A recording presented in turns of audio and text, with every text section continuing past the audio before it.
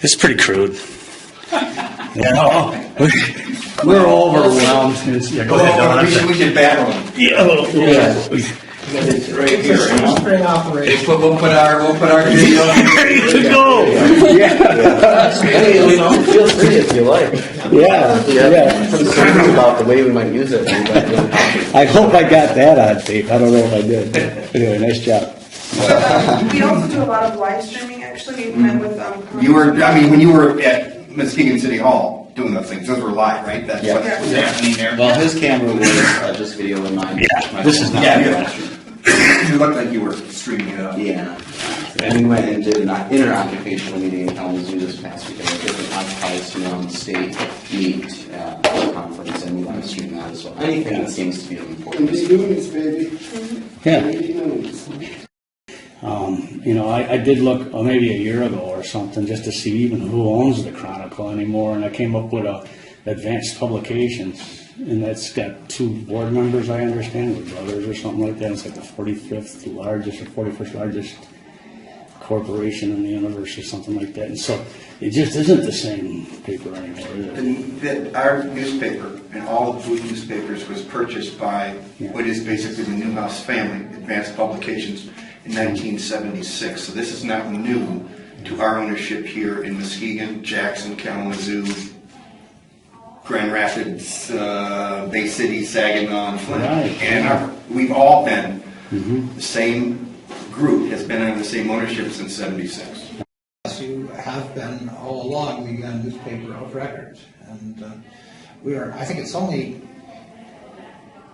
it's being driven home to us how important newspaper of record especially, and journalism in particular, is to democracy. When we need to know what happened, like say 10 years ago or something, we rely on the Chronicle. And now I'm not able anymore to go to the Chronicle and get old papers and stuff. I go down and get the microfiche, but those are still available because you make them available. And then I can find out what happened and where they lived at that time and stuff like that. So we do depend on the Chronicle. There's nobody else available. And so do we in our reporting every day. We rely on our clip files and in our the history of the archives of the stories that we've written. Can I ask a question? Sure. And along these lines of moving into the electronic medium, if it's being given away for free, as you say, the business still needs to make money. So I'm assuming the new revenue must come mostly from sponsors and advertisers? Advertisers. Okay, along the board. It's advertising based. Can I continue? Go ahead. A couple more. Do you feel there is an importance to a citizen-based news, an independent news run by citizens of a community? Freedom of press is open to everybody. Okay. But and so I'm just a little bit curious as to how free actually the Muskegon Chronicle is. Do you feel, and would you be able to say, are you free to present? And so that's the question. I have another question that kind of goes along with it, is what kind of time and resources do you have to actually research what you're writing before you print something up in the Chronicle? Do you have the staff and the people and the personnel or the time and the money to actually research the facts and do an investigation like a journalist would before you print it, or do you have sources you just trust?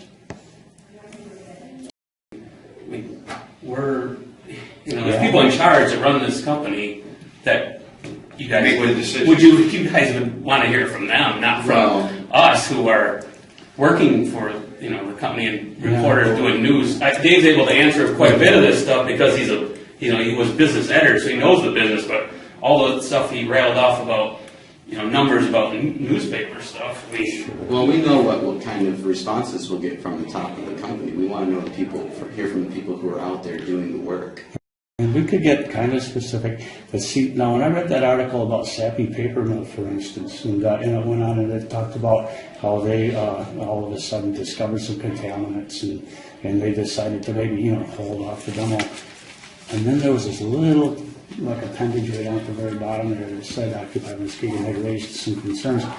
I was thinking to myself that was maybe as much as you could do for us, that you were kind of like not able. There was no constraints whatsoever that I felt. Now I wrote that story on what I did. I presented the facts as I saw them because you were there. And I gave you due for being there and raising the issue that eventually he came out 3 days later to deal with. you might have been reading it like you wanted to take, you wanted some credit for bringing it up, so. No, it's more the case that Melching was given quite a majority of that article to speak, and the community had no lines quoted in it whatsoever, and I find that problematic. And where does the community's lines come from? Where the community lines come from the people who spoke that night. Individuals who stood up and spoke up against it. I was one of I was them. one of them. There was a number of people who stood up and spoke against it, and there was one commissioner that voted against it, and all that was duly reported. Right, thanks. But now, Noted in your article. here's the thing, if we were to get, okay, please, but let me just go. If we were to, presume that, we were actually investigating before we were printing, we would know about Springfield, Ohio calamity, where this demo crew actually had this huge fiasco. And this is in spite of the fact that they had 0 accidents, 0 this, 0 that. We would also know the deed listed all kinds of dangerous contaminants in the quitclaim deed that was just passed over. You will know that the Department of Environmental Quality has absolutely no documentations, even though they've been asking and expecting it. They're supposed to be providing yearly, they call it a disclosure of facility status. Every single year, listing, test results, nothing. And so all of that insurance and bonding, was that in place? How come they were allowed to pack that thing full of high explosive without approval? How could they possibly pull off a demo like that 2 days after a vote of approval? All of this stuff just screams, why isn't this being asked and answered by reporters if they are in fact really reporting the news? How do you make a decision on what to print? This is what we're asking. And so maybe this is leaving maybe a little bit more specific. I have a copy of the deed right here. I have, I went up and took a look at the file from the DEQ. There's nothing there, absolutely nothing. This stuff is easy to get. So how is it that you're able to just say this place is clean and ready to go, and then all of a sudden the owner found some contaminants? Didn't say what contaminants. Actually, in fact, they were ordered to stop. The Wildlife Association got a hold of them. We have the emails ourselves because we called them. You're the ones that sort of. Well, us and other people, others. So for being truthful, this is news. But I wonder why that's not being reported. And why it's allowed to be presented that Melching willfully and honorably bestowed upon the community his willingness to go along with the program when in fact he was trying to skirt around it from the beginning. And we put a stop to that by getting the appropriate agencies involved that should have been involved all along. It's plain to see too that there's nothing that property can be used for other than a waste dump. After he blows that thing to smithereens and scatters that shit all over the place, there's nothing but a hole. The deed has got him restricted. He can't do anything other than use it as a dump. Right there on our lakefront. Mm-hmm. And this isn't being... And mulching will be gone by then, and so will the explosive company, And all these issues wrap around, in my opinion, the very first questions we asked. Right. And I cringe to hear you even say our owners. Doesn't the fact that there is an owner create a conflict of interests in what is put out to the public? I mean, we can see in this interview already that you're reluctant to answer things because obviously you don't want to rattle the cage above you. I certainly understand that. I don't encourage you to do that. I wouldn't want you to risk your careers or anything. You've certainly earned them. But, I just want to talk honestly about the situation of the media and the way the business is run. I think we all know it. And, we're not ignorant of that. And to dance around that is, it's insulting to us and the community that is trying to be accepting what they consider news. Now, we're interviewing the commissioners too. We just finished with one this morning, and the answers were all that this commissioner trusts their sources. And so there was no research done. The vote was affirmative. Let's let it go. It's safe. Absolutely no What was research. the vote, Dan? Say again? What was the vote? Oh, as I understand it, as I recall, the vote was to go ahead and proceed with the demo. No, it wasn't. Oh, I'm sorry. You're wrong. Please. The vote was to authorize the staff, upon their investigation, to authorize them to approve it upon meeting the satisfactions of each of the departments. Okay, thanks for clearing that up. It did seem to me like the green light was on way before the vote, though.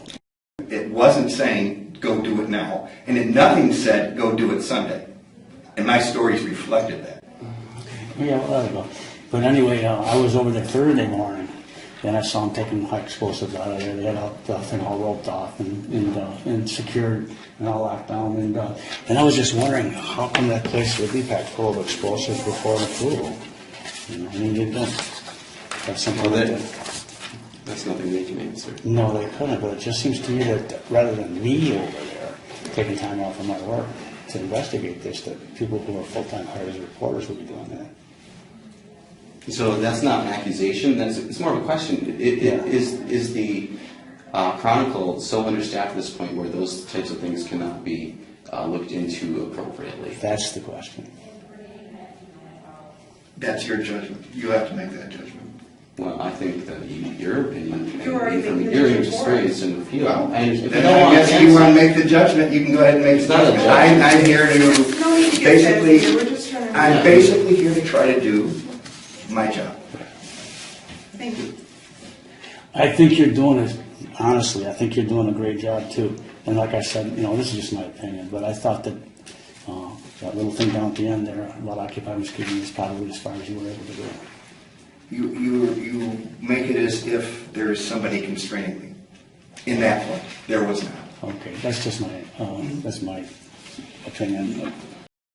I don't know if you guys had heard anything about how they were sent out this memo about clarification about Occupy sites, about whether the just count as homeless, or this kind of spells out where you have to, where they would need to come and speak to you personally to make sure that this is by your free will to be at the Occupy site and you would have a home by.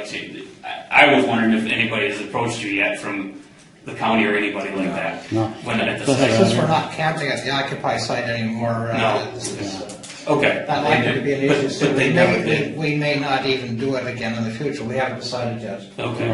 Okay. I did spend one night there. Yeah. It was torture. I'm telling you what, and it wasn't even that bad a night. It wasn't even, you know, just barely into the 30s, and I don't know how they do it. Missy was there regularly. Yeah. David, his son, was Yeah, out I there. spent the entire month of October Yeah. at Zuccotti Park in New York City. Yeah, you did. Yeah. At what we call Ground Zero, and then I turned around, come back here, and spend another month and a half at the Six and Clay site. Yeah. So I'd like 2.5 months of camping straight up. He's got a nice home on Rutherford Drive, and he's out there at that campsite. You know. So if you are looking for clarification, it was pretty much this, that, in my opinion, that the reason why we had the campsite was to offer a place for the people who are homeless, that they can stay there. And to even show attention to the fact that, yes, some people there are there on their own accord and for whatever reason they're doing, I guess, but it's also to raise awareness that there are people out there who don't have a place to go, and yet here's a place that we are offering open hand, here's some food, here's a place to stay, and here's a warm fire to stand by. Because you were left behind.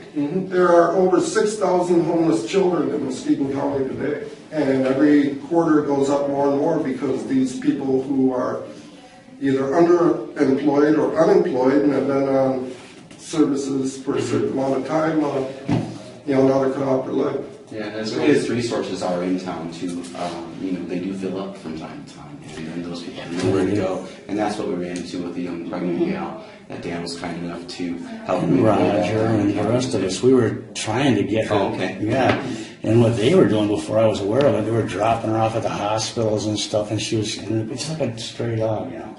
And I rode her over to every woman's place, and I heard them say to the speaker, we're all filled up, and she came back trying to smile, but just crying. She didn't have a full deck upstairs, and so she really couldn't take care of herself, and pregnant, and not responsible. We called everywhere in Ottawa County and Muskegon County, and there was no place for her. And what we finally ended up doing, we got her a bus ticket to Grand Rapids. She said Mel Trotter had the mats they throw on the floor. And then we just wondered, did she make it okay? She made it on the floor. Did. She sent us an email that she got back to Florida somehow. Yeah. But it's just awful. In the middle of the winter, she's not dressed for this. She's a pregnant woman in the richest country in the world. So what's your group's thoughts going forward on SAPI? On SAPI? Well, actually, SAPI is incidental. I mean, it kind of highlights what we see are problems with our system. So are you going to continue to be involved in Oh, the certainly. debate? Obviously, you live in the lakeside, I you're live very obviously close. concerned. Yes. We learn from experience like everyone. And here, we all had ideas on how this situation may unfold and how we might, contribute in a positive way. The only thing I could come up with is an injunction. And so I was, trying to get forms to file and Well, I then think raise the money. he's referring to Sappy, with the one thing up? visions for the future. Going forward now, Oh, yeah, but they're what not we blowing up learned- the stack yet. No. What we learned though. So where are you guys going forward? John Whitefeather, he found the solution. He just went through the phone book calling every agency, the wildlife, whatever, all these different agencies, and they took care of it. And so rather than thinking about us filing some kind of a lawsuit to get the discovery process going and find out what the heck's going on with the problems are with the system, not with these individuals, but with the system, we'll let the agencies that are equipped to do that handle it. We'll just make the phone EQ, calls. EPA, Well, they're not boys I would down now. specifically, I would like to contact the EPA and see if I can work with them to get the ball rolling in challenging to get the drinking water around the water around the Sappy plant up to drinkable standards. Which is the same that they did in Whitehall. Yeah, I mean, By the tanneries. yeah. It's an industrial site on a beautiful mile-long stretch of lakefront. It certainly seems like if it was cleaned up, it could be used for better things. But Muskegon really needs jobs too. I'm for that as well. However, I don't mind really what goes there. If it's another industrial site that is a clean, office buildings for industrial uses or whatever. But I don't want to. Just clean it. Please clean it. Don't just blow it up. Clean it and then blow it up. I'm fine with that, but even blowing it up a clean place is going to make a certain amount of pollution. Blowing up a 100-year-old paper mill and having us believe that it's clean because they scrubbed it with bleach and water is just insulting and absurd. And I didn't believe. And the problem that the community doesn't understand what's going on here is, well, that's a huge problem. There's not enough information being come out here. And I've seen a number of articles from the paper. So I'm not discrediting the paper at all about that. Papers fall on it great. So I guess the question then is, how do we get the public to begin to invest their minds into learning about these things and getting involved, as the mayor's recently has. So, if Melton came in and really cleaned the site and then did whatever he wanted with it, hopefully it's not a toxic chemical storage. You're going to find going forward, what he had the night that you guys were there out in the hallway was a revampment of his plan, which we'll see before the month's out, supposedly. That will be maritime based.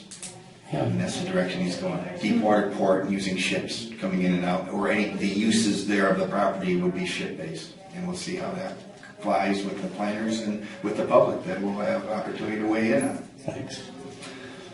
And when we figure out when that meeting is, we'll publicize it so everyone can We appreciate that. Yeah, thanks so much. I didn't intend for us to come in and insult you or No. any kind of witch hunt. We're just, we have to begin the dialogue, and this is all this is. And I Well, this appreciate is a your very time. important year. It is. And you guys will have one of the voices that are out there, organized, unorganized, or whatever. And it's our job to hear all the voices. And this is an important year for this dialogue Thank in you. terms of 12. It is. Your Thank you voice so is much. important, and we want to hear your voice too. Yeah. Well, you do every day. If you read the blog, it's there. You may not like it always, or you may not think I'm getting it all, or I'm being The hoodwinked by questions that we various ask aren't folks. always questions that you post up in a newsletter and an article. So we're coming in here for interviewing you. That's fine. Oh, yeah. And we allow it. Yeah, we wondered if you would. Appreciate it. We continue the dialogue. Thank you. That's all we ask. We would love Appreciate it. Yeah, we're never out looking to get into the paper. We want to see things happen in the community. If that happens to get in the paper, that's fine. We're certainly not. If we want to get in the paper, we go break windows and it's easy. We want to really do so. One way of doing it. Set meeting? Thank you, guys. Thank you. We'll see you around.